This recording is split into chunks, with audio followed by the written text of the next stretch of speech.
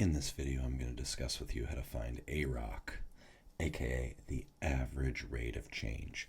You'll commonly see this in a college algebra course, or typically you'll see it in the beginning of a calculus course.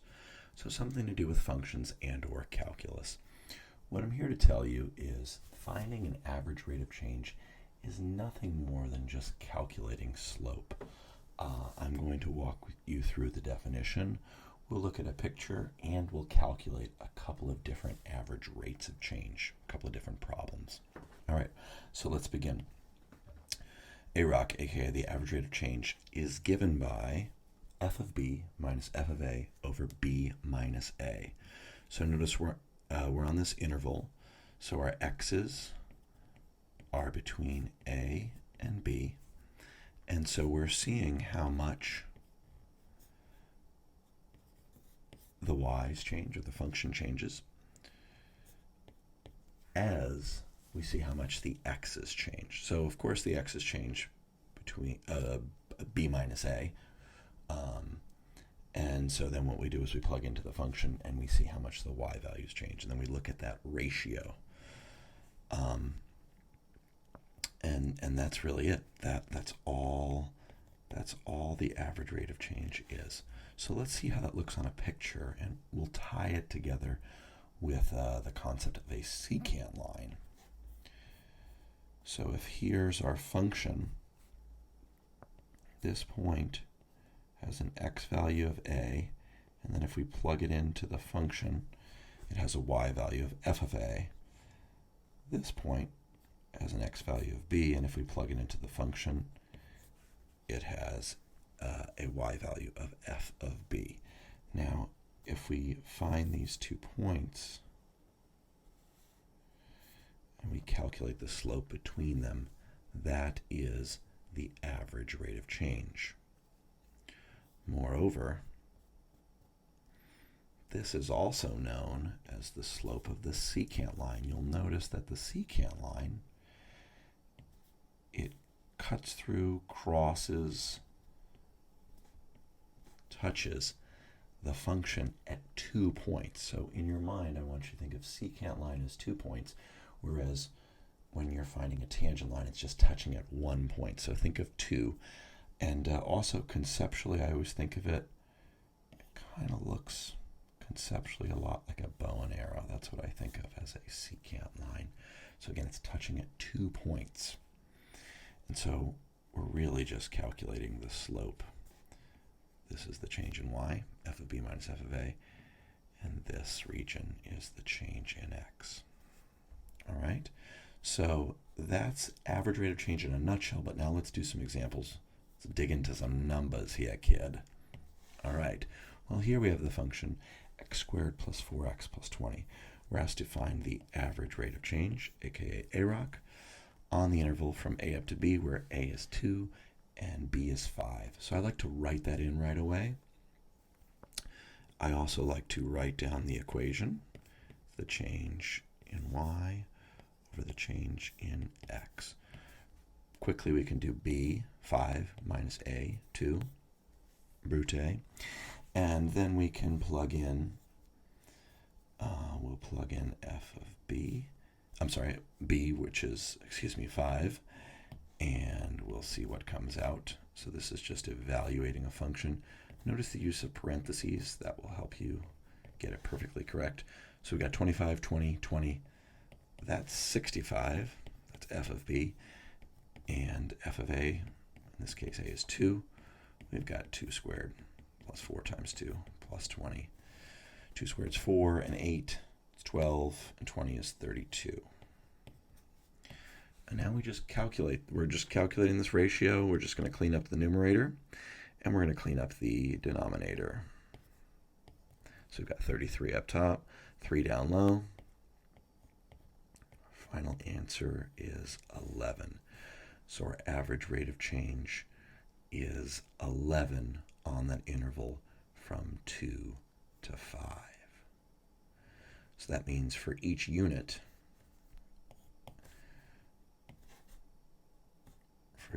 x change by, for each x unit that changes by 1, unit implies by 1, for each x that changes by 1, y changes by 11, on average over the interval from 2 to 5. So there's our average rate of change, folks. It's really not that bad. It just feels a lot like slope. Now here is a more applied question where we're given S of t. S of t stands for position. So a lot of times in calculus and or like physics, you'll have these interesting sorts of word problems using position, velocity, and or acceleration. So here we have position of a particle, some quadratic. T is in seconds. Position of the particle. Let's say the position of the particle in feet. Just give ourselves some units here, okay? So the position is a certain number of feet, and t is in seconds, okay? So now we're going from 1 up to 4. We've got our a and b. Now, instead of our function being called f, it's actually called s this time. S of 4 minus s of 1. We're going to do the change in position, in this case, over the change in time. 4 seconds minus 1 second, those are in seconds. And our position was measured in feet. Okay, so now the denominator pretty clearly is just 3 seconds. But the numerator, let's just carefully plug in s of 4 and s of 1. Again, we're just evaluating the function. I'm going to use parentheses just so that I'm super duper clear on my orders of operations and whatnot. All right, so we'll toss a 4 in, and we'll toss a 1 in. Make sure that you do exponents first, so don't multiply by 3 first. Square the 4, 16, 48, and 20 is 68. Square the 1 is just 1, times 3 is 3, and 5 is 8. Okay, so we've got 68 minus 8. That'll be 60 feet. That means from 1 to 4 seconds, the particle changed, the particle's position changed by 60 feet. In those 3 seconds, that's 20 feet per second. And keep in mind, when you find the change in position with respect to time, that's how you get the average velocity. So notice the units kind of help us figure that out. They gave us position. Well, how are we going to find velocity? Well, if we have the position, we still need to divide by a unit of time. And so we do get our appropriate units here, feet per second. The average velocity in those 3 seconds, the particle is traveling 20 feet per second as its average velocity. So let's just do one more on the fly here.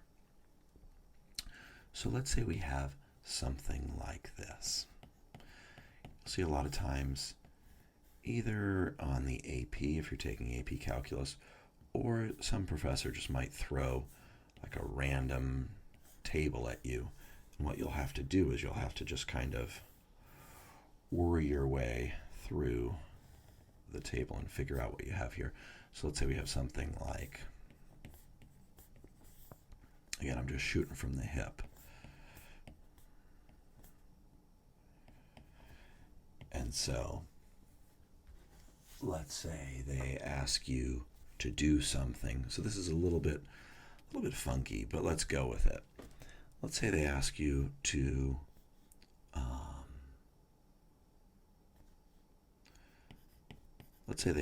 approximate the derivative at 6. So we only have a few data points here on this table, and we don't actually have when x is 6. When x is 6, that would be right about here. Well, what we can do if we want to approximate is we can just look a little bit left and a little bit right and say, well, near 6 most likely we get a decent approximation if we found the average rate of change a little bit to the left and a little bit to the right of 6. So we could approximate this. It's not exact, but it's a good starting point. And when you have a table, that's really all you can do. So now we could do f of b. We're just going to use these values, f of b minus f of a over b minus a.